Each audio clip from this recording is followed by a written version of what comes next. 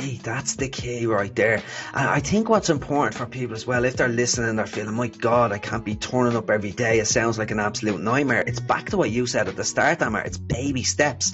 And life will get in the way. There will be days where life gets in the way, but you jump back on the wagon. You get back into it when you get a chance. Listen to your body if you feel tired. Don't go to the gym and work out like a lunatic if your body is screaming no. So you've got to be intuitive within that as well, and give yourself time. Be patient, because real change takes time. Welcome to the Mindful Gym podcast, where we help you to not lose sight of what's really important while chasing your dreams. Today's guest is Brian Pennie, who's an author, speaker, lecturer, and life change strategist. Brian was a heroin addict and has led to massive health problems, and he technically died several times in hospital, but he turned his life around. He got himself clean, and then he went to study neuroscience to understand how the brain works, why his anxiety was making him prone to addiction. And he enjoyed it so much that he then got his Ph.D. He's lectured in the subject, he's an expert in that area now. And what's fantastic about his experience is that he's experienced it personally, and he has the science to back it up what he's saying too, which gives him a unique perspective that can really make a difference to how people think, so they can challenge their anxiety and what's happening in their own mind. I really hope you enjoyed today's conversation. I love speaking to Brian. Welcome to Mindful Gym, Brian. It's a pleasure to have you here. Been a big fan of your work for a long time. It's a pleasure to be here, Amar. I've been really looking forward to this conversation because I knew you. We had that, as we mentioned beforehand, we had that little conversation in a group chat one time, and we never actually got to chat one-on-one. So really, really looking forward to this. Yeah, and your story is always to me like that shining example of how people can overcome such like great difficulty. And you've not just done that, but then you've then gone and got the scientific background too, which I think really made you stand out. Like I don't know anybody else who's done that kind of thing. And you must see it online all the time where there's lots of people giving advice now, and it's lots of it comes from personal experience, and many of those are helpful, and it's really good to relate to people.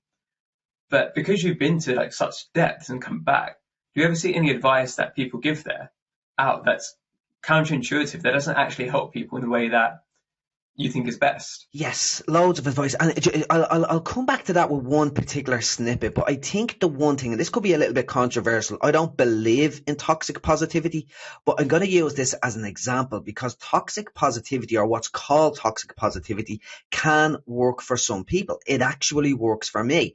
Now, if I'm feeling a bit low, I'll just say to myself, I'll just get on with it. Go on, just push here, put a smile, put the front foot forward, act happy, and you'll feel happy. Now, that doesn't work for many people, and if somebody's struggling with some kind of mental distress or psychological pain, that is really, really bad advice. And I think what I'm actually saying is here that any advice, the human mind and the human experience is so complicated. Like people come to me for advice on addiction all the time, but I had my own journey, and I can give advice to someone that's been to me. I can give advice to the old me. I can't give really good advice to other people on a similar journey, what looks like a similar journey.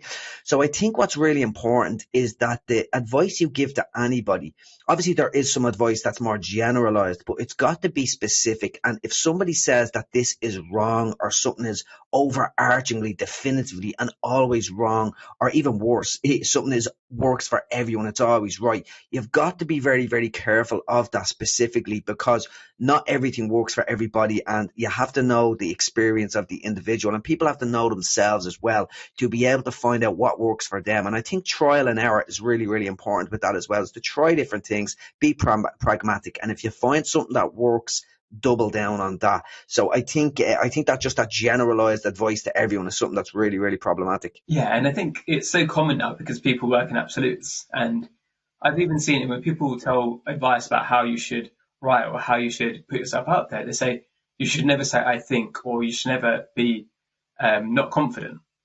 But then I think that gives the wrong message, because then it comes across as you need to do this, you need to do that. It's like, not everybody needs to do the same thing that you needed to do. Like, you've got to work out their personality. And that's why I really want to bring across on this podcast, is by bringing on different people with different life experiences, because then the people listening can relate to some people more than others. And hopefully that helps guide them through whatever struggles they're going through. Yeah. And the funny thing is, it's context specific, it's person specific, but it's also time specific. Like, one bit of advice I often hear is that mindfulness is brilliant. It will work for everybody. And there's an element, a mindful state of being is helpful to everybody, but the practice of mindfulness is not helpful to everybody, because if somebody has suffered with trauma in their life and you tell them to be mindful of their bodily experiences, well, they might have a panic attack. For me personally, I had a lot of childhood experience. It was like a physical, it was an operation without a general anesthetic. That's another story. But when I was introduced to the world of mindfulness, I was told to focus on my breath. I was like, I can't focus on my breath. That's where my heartbeat is. I'm afraid of my heartbeat and I'm afraid of my breath. Can't focus there. Now, I got through that through nostril breathing and I worked on it over time, but that would have given me a panic attack. So mindfulness is very beneficial to me now on that practice. So it's time specific as well. So you've got all of these tools are brilliant, but they've got to work in the right context at the right time for the right person. Yeah. And sometimes people need to take baby steps. For some people, they can't just jump into something that's been working for somebody else. And I do yoga, for example, and for some people, going to yoga is really intimidating and it might help lots of people in different ways. But for other people, maybe they shouldn't do a yoga class. Maybe they should work with somebody else separately first. Maybe that's going to be the way that helps them through it. And I suppose with you doing breath work, is that something you did with a professional like at the time? Or was it something you were trying to self-teach yourself? It was when I was in a detox facility. So I was coming off my heroin addiction. I was getting clean after 15 years of heroin addiction. And I was in a detox facility in the height of a heroin withdrawal. So and it wouldn't have been even a professional. It was just I thought you were a clinical psychologist at the time. Now that I have my Ph.D, it was just somebody that, it was not just had a master's, but they had a master's in psychology. So I done my master's as well before the Ph.D. Now at the time, wow, they have a master's in psychology. I thought they knew everything about the human mind and the human life and everything that's ever to be known. Now that I've done my master's and my PhD, I know that nobody has all of those answers. So they were just introducing us to the practice of mindfulness. That's all it was. But it was an interesting experience for me, and something that I would say as well, it's really, really important. Like, for anything we do, we either enjoy it and are rewarded because we get something from it, or else we're punished by it and we avoid it. When I was asked to do the mindful breathing of the breath, that was punishing to me. I felt anxious. I felt like I was going to have a panic attack. But I remember the nostril. I was like, wow, I can do this. Maybe there's something in this. And I was like, oh my God, is this something I can actually do? It was highly rewarding. And I think any behaviors like that, baby steps, is so, so important, because I love James Clear. Like, I read his book. I know you're a fan of that as well. Many people are. But I think the most important message of that book for any habit, and a habit is any consistent actions we take on a regular basis. And in the science, the behavioral psychology of habit formation as well, the trigger or the cue of the action is the most important thing. And if something is really difficult to do, you're not going to do it on a consistent basis. You're not going to have that lifestyle change. So it's got to be something small, baby steps, something that's rewarding, something that can be continued on a regular basis as well. And I think that's really, really important. Yeah, and it's something which I talk about a lot as well in terms of micro habits, because I think sometimes people say, oh, start a habit, which is wake up at 5 o'clock in the morning every day. I'm never going to do that. Like, some people it works for them, but for me, it's too difficult and I need to make too many sacrifices in my life that I don't really want to make. For some people, that's fine, but you've got to look at your personality. For some people, they never want to go out for dinner with their friends or stay out late. If I'm doing that regularly, then trying to wake up at 5 o'clock in the morning, I'm just burning the candle at both ends. I'm knackered. So it's what are those small, tiny things which I can do, which kind of prompt me in the right direction. And when I do those, I feel good about myself, right? You feel good if you're able to do that tiny thing, which is good. And that's the And that helps you feel the momentum, get that little win, yeah. Yeah, that's the reward. And then the behavior continues. And then it compounds. Then the consistency creates momentum. Momentum drives that change, and it becomes a snowball rolling down a hill. It gets bigger and bigger and bigger. And I think that's where real change happens. It really is. Have you got any habits that you've started back when in the detox facility or just when you're recovering, that you managed to keep up this entire time. Yeah, and I would be pretty, I don't like the word rigid, because I do think flexibility and ability to be emotionally and psychologically flexible is one of the most important things, but I would have a pretty strict structure. Now, my structure has changed since the start of COVID, because I used to get up at 5. I wasn't in a relationship. I used to get up at 5 o'clock. I used to go to bed at 9:30, and that's what I've done all of the time. I'm in a relationship now. COVID sort of changed the way I work. I live in a different area. My girlfriend won't let me go to bed at 9:30 because she likes to do other things, and I like to spend time with her. So things have changed. So a couple of practices. So I do have a morning routine. I wake up every morning and I practice gratitude every day. But for me, the one non-negotiable I do have is exercise. And I could talk all day about the benefits of exercise, the science of exercise, the neuroscience of exercise as well. So I teach neuroscience in to the colleges in Ireland here. So I'm not just taught, I didn't just read it in a blog or anything like that, but the benefits of exercise in terms of your mental health, in terms of the mechanisms, the biological mechanisms, how it converts certain amino acids in your body to help you to create serotonin, feel good factors in your brain, as opposed to stress and anxiety, which creates neurotoxins for your brain. So exercise is the one thing from day one that I started that is my non-negotiable. There'll be a lot of other things like that as well, but I think an overarching habit, and it's not really a habit as such, but it's I show up every single day, and that's the thing. I don't procrastinate.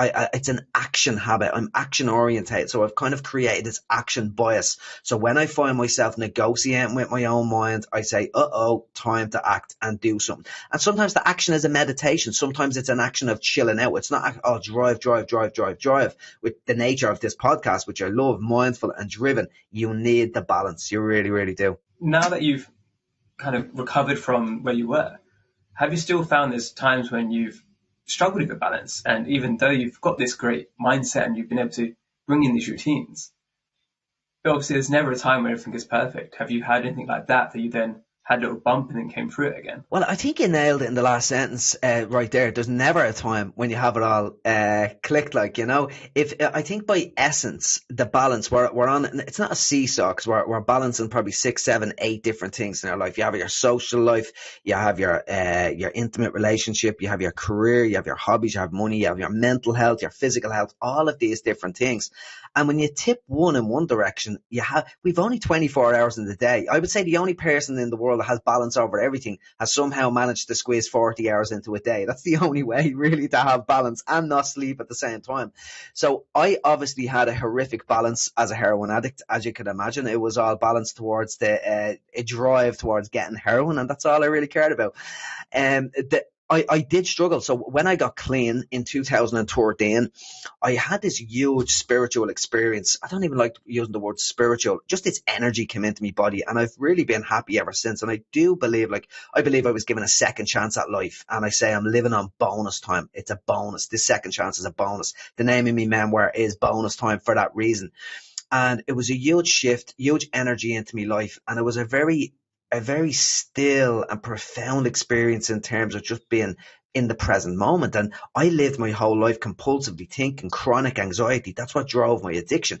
But I had this shift in perspective that sort of put me on the path of academia and a Ph.D. because I wanted to explore the nature of the human mind. So I studied psychology and neuroscience. And I found that language is a vehicle for emotion, that how we speak to ourselves has an impact on us emotionally. And that was the big findings that I had, and that's where my research went. But in terms of balance, I had that spiritual experience. My mind went quiet, but I got into college and I have this natural driven nature. So I wanted to do really well in college. Very early on, I wanted to do a PhD. So I jumped back into the rat race, and all of a sudden everything was about academia and achievement in the academic circles. Now, I had a little mini relapse in 2015. It wasn't major. It was, a relapse is a relapse, but I was taking Solpadeine and Nurofen for a flu, but I continued to take them after the flu. I was an opiate addict, so that is very, very, very dangerous. And I lost that awareness that I was gifted in 2013 from that shift in perspective that I had. And it was at that moment, I remember I began creating a program where I doubled down on my emotional and mental health. And that became the number one thing, exercise being a core component of that as well. And I've tried to have a balanced life since then. But it's always floating back and forth. Like even last year, I was doing my PhD thesis, so I had to focus more on that. And it's really interesting. You're talking about balance, and one of the things I really want to get back into my life this year, my word for this year, my theme for this year is around priorities, and balance is a key element of that. So I've really set a structure. Like I don't like saying rigid; it's flexible, but it's a structure that I've set up to exercise in the morning, work hard during the day, and spend time with loved ones and have fun in the evenings. And that's really the plan. Now, at the moment, I'm working 5.5, 6 days a week. I'm going to try to get that down for 5. In a couple of years' time, I hope that's down to 3. So for me, I think it's such an important question, like mindful and driven. There's a balance within that, but then there's a greater balance as well. And I think we'll always be trying to balance, juggle the balls, and we're always trying to juggle many different things. But it's just trying to slow down and get a bit of I don't know, get a bit of balance. It's a tough one. It's really tough. Part of it is that slowing down, and that's really hard for people who want to achieve things, right? Because you keep setting yourself higher and higher targets, and you think like, oh, I rest after I achieve this, but you don't, because you're like, oh, actually, wait, I could do that, or I could do this now. And that slowing down is so difficult for people with that type of personality. And yeah, at the same time, if you've got that balance, if you've got that mindfulness side of you where you're able to take things slower and relax, it gives you the energy to do that sustainably. Because what happens to same people is that they go so hard and then they crash and burn out. And what should happen then, and it should happen with me and it doesn't, is you then slow things down, like, okay, let's do this sustainably now.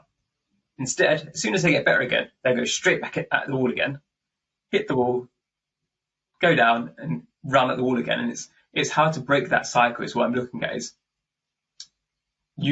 but lots of people reach burnout or close to burnout, and then it's how do you do it so that you've got that right flow state, right, where things are challenging enough, but not so much that you have to crash. Yeah. And it's difficult. It's difficult. It's bloody hard. And I had a conversation a couple of years ago. I reached out to a guy you may well know. He wrote a great book called Essentialism, Greg McKeown. And I got an interview with Greg a couple of years ago. And I was starting to do well. I was starting to build a business for myself, getting a social media profile and stuff. And he says, you need to be really careful, Brian, of the paradox of success. He says, because when you get success, you will chase that success, and it could be really, really dangerous.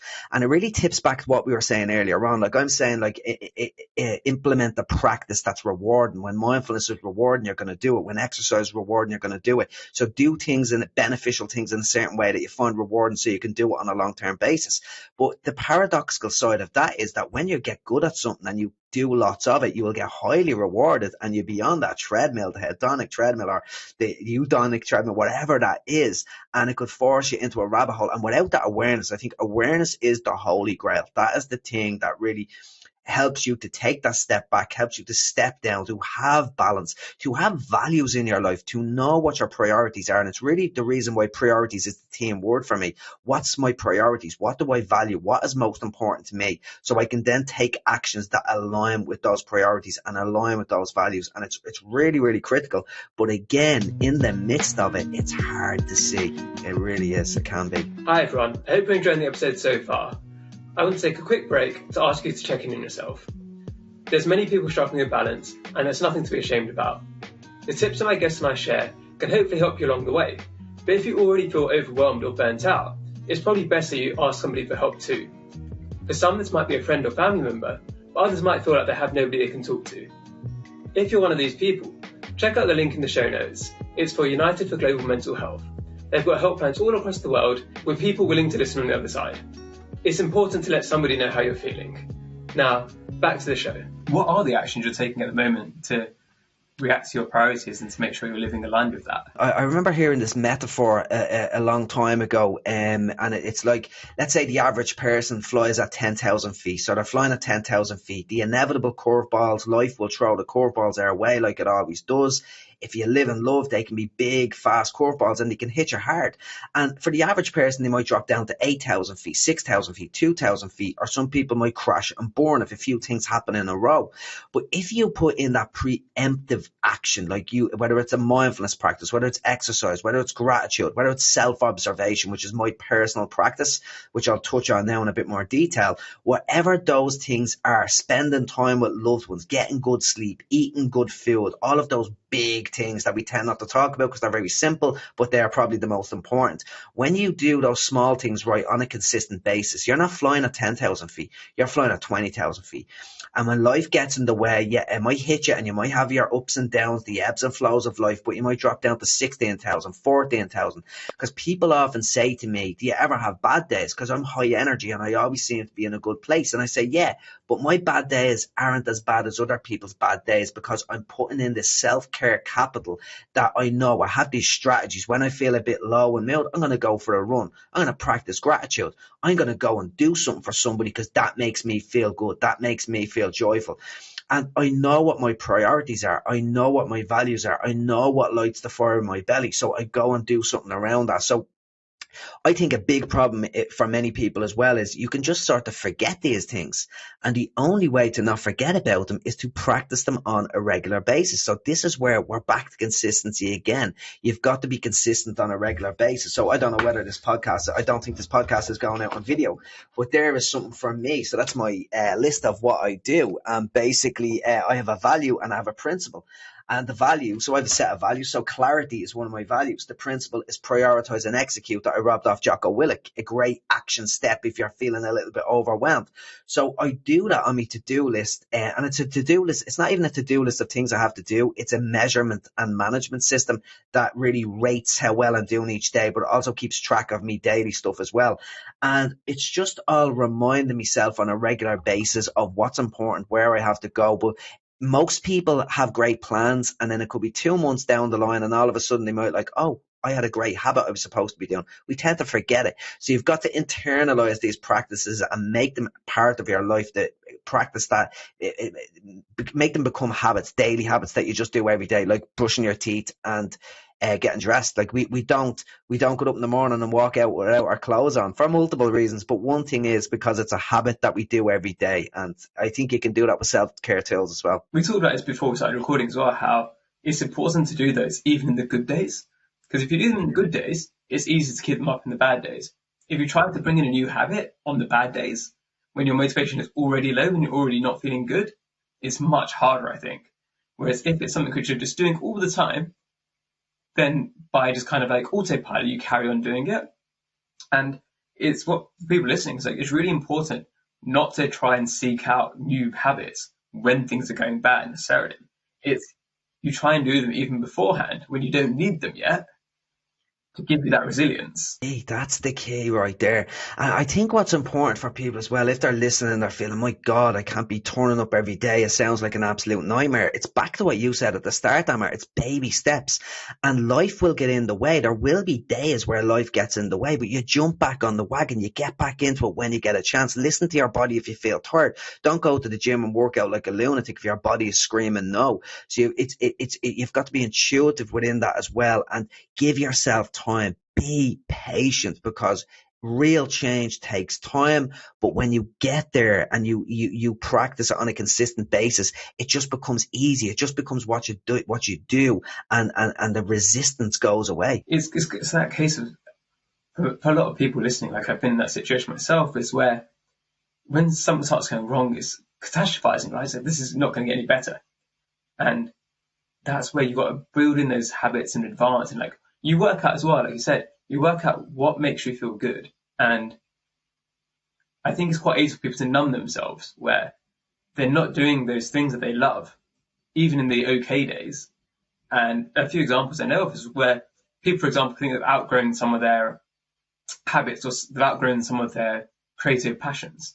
They used to love painting, but like, oh, now I'm an adult. Now I'm got a mortgage. I can't paint anymore. It's like, why not? There's no rule saying that you have to stop doing these different things in your day that you love to replace them with serious things or adult things, because there's no rule saying that adults can't play too. And I think play is so important part of your daily routine as well, right? And I think that's It's exercise for you. It's so important, and like it's a huge part. So playfulness is one of my core values. We have universal values. We all value courage, loyalty, honesty, but I think it's important to think of those personal values to you. Like curiosity is important to me, playfulness is important to me, boldness is so important to me. I love being bold, reaching out, trying to get big interviews with big people. I think one of the big elements of my life was that launched my own career basically in the corporate world. I was reading Tim Ferriss's book, Tribe of Mentors, and I'm like, I want a tribe of my own. So I reached out to the most successful people in Ireland in sports, the arts, and psychology in all circles. I created an army of mentors from the back of that I can call to when I'm struggling. And it's an amazing thing just to act towards your values, because I love being bold and it lights me up when I do that. And like, I laugh at rejection at the same time. Some people don't get back to me. That's the nature of human existence. You're not going to have loads of wins. So think about your core personal values that really light you up, and playfulness. You've got to have a bit of play in your life. Like, kids are happy and playful because they haven't been, I won't say ruined, but for the want of a better word, ruined by the world, programmed by the world with social media, whatever that crap is. They're programmed out of playfulness and happiness. So bring that playful curiosity back into your life. Have a bit of fun. It's a great way to be. And I think also when we're looking at fun as well, it's important that it's not that fleeting fun. For example, like with an addiction, right? Whether used for an addiction, you can think, oh, that's going to make me happy, but it's not a sustainable happiness. Like, you can paint and there's no downsides of painting, right? Like, it's not going to ever lead to a painful addiction generally. There might be some people out there who have that. Addiction, but maybe it's out there somewhere. Maybe it's out there somewhere. Like, they paint too much. And if you can find that kind of thing, which is almost wholesome, right? It's like, what do I love doing? Like, do I love going for a walk with my friends, or do I love? It doesn't need to be what I love. It can be individual to every person. And I might be completely bored by whatever you love doing, but you're not trying to please me. You're trying to please yourself. And I love that as well. It's like there's certain behaviors that give us pleasure. It's like happy and sad, pleasure and pain. These are the dichotomy of these things. But it's like playfulness and these things that you're describing there. It's like that middle road. It's like the Taoism, the way, that joyful way of being. It's described in Buddhism around bliss and rapture and all these different things. But it has no opposite. Joy has no opposite. It's just that really good feeling, that good wholesome feeling that you have that can't be dangerous. It's just not a dangerous thing. It's that middle of the road kind of a thing. You just need to find that thing for you. And if you don't have it yet, experiment. Like you said, it's trial and error. Trial and error. Keep looking. Like, if you want to find out, like, imagine you had an experiment and you wanted to find out what potential food you like best. What will you do? You'll go out and taste loads of different types of food. So if you want to find out what lights you up, go out and taste all of the potential things that may light you up. Have a little nibble, have a little taste here, there and everywhere, but expand your horizons. Like, it could be tiddlywinks for all you know. You don't know what it is until you try it, you know? It's one of these things that, like, look at the people that you can see and they've got joy and they've got energy, and see, like, is what brings them energy? Could that bring me energy? Should I try that? And it's trying to follow that and really not letting yourself be put down by the people. If you want to try something and they say, oh, like, that's not cool or whatever it is, they're not in control of your life. You are. And just what you say there is really beautiful as well. Just what is something that gives you a little bit of joy in the day, and go out and reach for that. Like it's when you peel all of these things back. I said it earlier, we're so complex. We really are complicated creatures. But if you want to be happy, there is simple little ways. Like, go out and find something that brings you a little bit of joy and do it on a regular basis. Like, I heard Mo God, I only heard his interview on the Steve Bartlett podcast recently, and he's a happiness guru, but had a lot of pain in his life as well. And it was something that he does in his life is he watches a comedy that he loves every night for a half an hour before he goes to bed. So he goes to bed with a smile on his face, having been laughing for a half an hour. I'm like, what a great way to go to bed. It's something that I want to implement in my own life, but it's just finding something that gives you that little bit of joy and do it, you know? I think we talked about this earlier. I think it was before we started recording, about the ripple effect, is that if you have something that brings you joy, it then makes you into a positive, more positive mindset, which then means whatever you do after that helps you, right? So if, for this guy, if he's going to sleep happy, he then probably has a better night's sleep. which means that it's better prepared for the following day. So it's like this snowball effect where if you have something good in your life and you can do it consistently, it'll bleed into everywhere else in your life. It will lift you up across everywhere. It really is. I think it's a key connection there that you touched on as well. It's like we talked about joy and energy, but they're intrinsically linked. Like if you have joy, you are not struggling with a racing mind, anxiety, worries, all of these things that steal your energy. They rob your energy. They really do. So if you have joy in your life, you have lots of energy. And for me, energy is the currency of life. The more energy you have, the more you can do, the more you can give, the more you give, the more you get back. And you're sending these little ripple effects all over the place. And if more people have more joy and more energy and we're all giving each other energy, well, what a great place that'd be to live. Speaking of that, like, what are you heading towards now? So you've been doing your PhD and you've just finished. Have you got ideas for the future of what you want your right lifestyle to be like? Yeah, I 100% do. So at the moment, I'm doing a lot of it. It's sort of the world has sort of been pulling me in a lot of directions. Like 2 years ago, I was planning this business and I wanted to do this, that, and the other. But I'm very lucky in terms of I think my story has given me certain opportunities. The PhD has given me certain opportunities. The mentors that I spoke about and the boldness factor of just taking a risk has given me crazy opportunities. So I've a mindset coaching thing that I'm doing, one-to-one coaching. It's executive coaching that I'm doing. I'm loving that at the moment. I'm doing lots of courses in the corporate arena as well, lots of keynote talks and stuff like that as well. I'm reaching out on the international level as well, and it's going great. But although I love it, I absolutely love it, there's an element of there's no service there, and I always feel something pulling me towards doing something else. So I do lots of talks in schools, colleges. That's me free work. I do all that for free, and I love talking to kids. But I think the big mission for me is, like, I started my financial life again, my life again at 41 years of age. That's when I launched my business. I'm 43 now.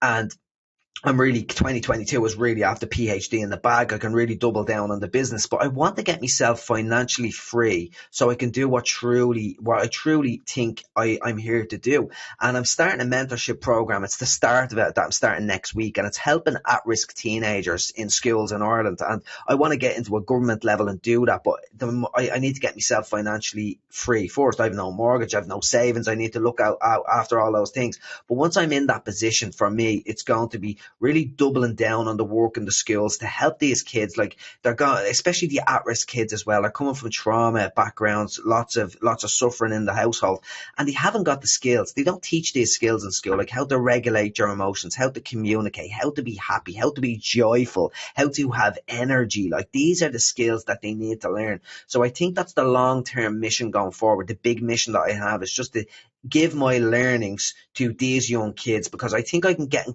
touch with those kids as well. Like, there's a picture of me when I was in addiction. It doesn't even look like me. So I'm going to go into these kids and say, do you know who that is? So I'm not going to be the doctor talking about, how to live your life. I'm going to be the person that was in the trenches with them. And I'm hoping I might be able to just spark an interest and give them a little bit of hope in terms of that and come at it from another angle. So I'm really looking for the secret sauce that will help kids to implement the strategies that I know work and how to do it. And I think it has to come from them. I've been working with a lot of people in Ireland who have worked with kids, and the best strategy seems to be getting the kids to talk among themselves. So it's going to be more of a facilitatory role, but trying to inspire them in that way as well. So it'll be an interesting year to see how the initial tests go with that. What's one mindset shift you think people could make that would really just make a difference to their lives and give them that greater positive feeling? This can be a difficult one for some people to swallow, because especially people that are struggling, are going through a lot of struggles. If they have depression, they're struggling with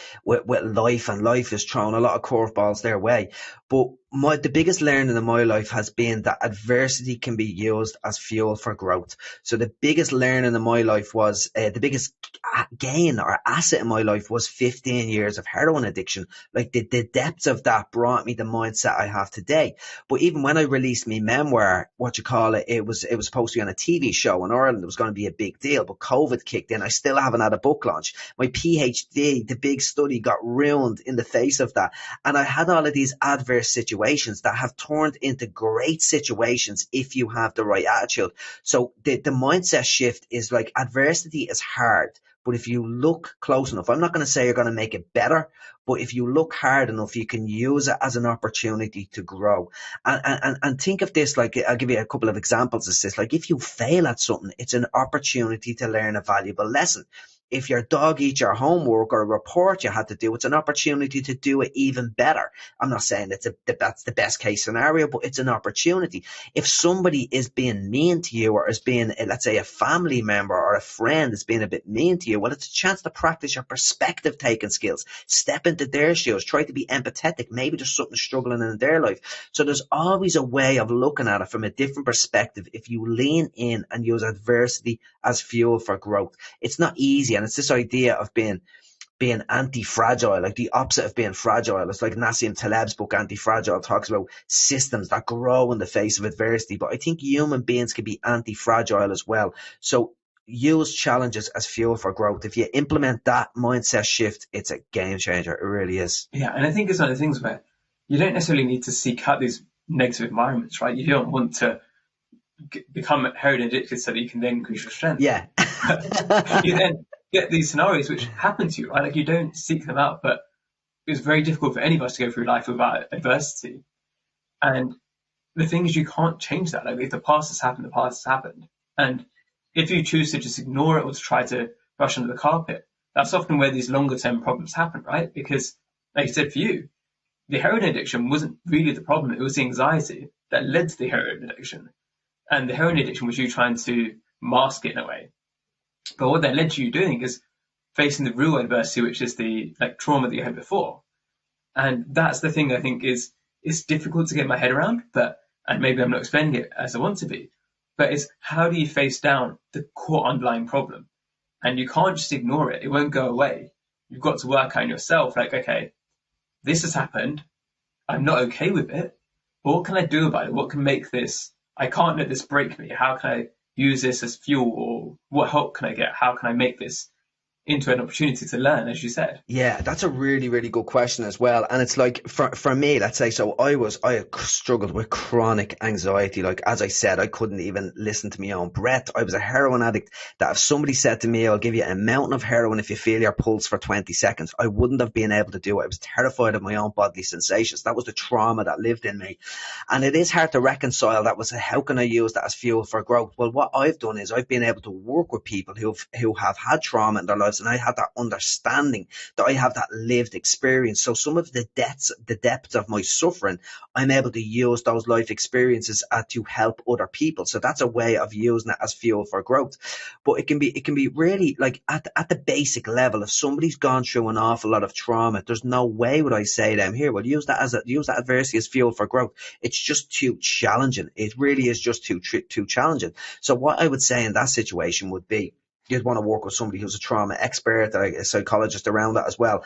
But it's like why I wouldn't tell somebody to be mindful of their trauma or their bodily sensations when they're in that. But you could teach them just to touch around the edges, feel the trauma just a little bit. How does that feel? Come away from that. Don't go into it too deeply.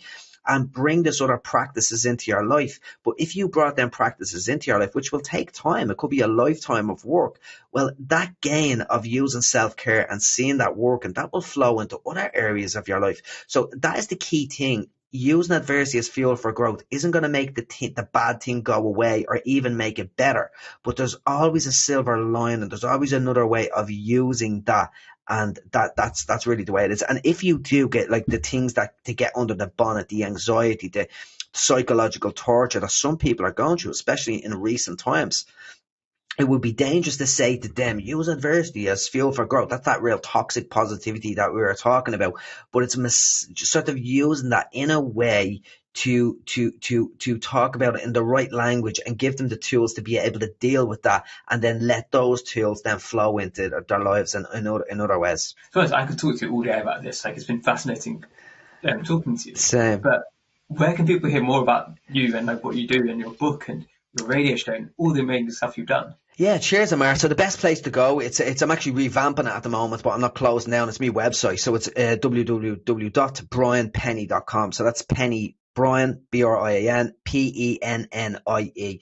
So everything's in there, the book, the courses, the corporate work. If you want to contact me for anything as well, everything is in there, blogs, videos, lots of free material on there as well. If anyone wants to go in and have a look in there. But it's like, as I was saying, we were chatting beforehand, I'm revamping at the moment, revamping the website, revamping the brand, and sort of just, new horizons, exciting times ahead, I feel. The final question I ask everybody is, What's one small thing that's brought you joy recently?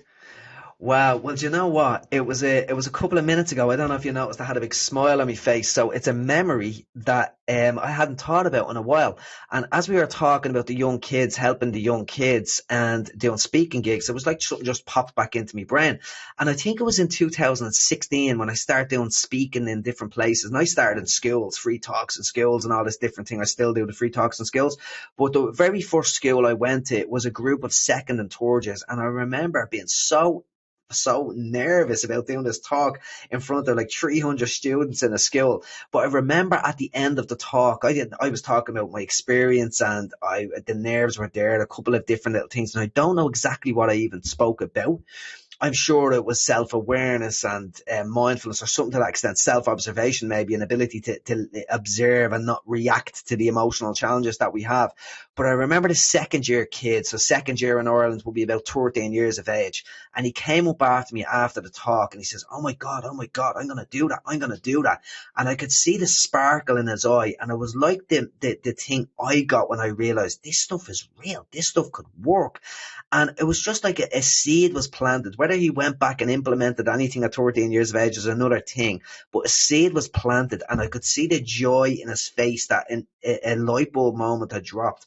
And just 10 minutes ago, that actually popped back into my memory and it just brought me, I could feel the joy. I was like smiling from the inside in my body. And that was just a beautiful little moment. So thanks for that, Amar.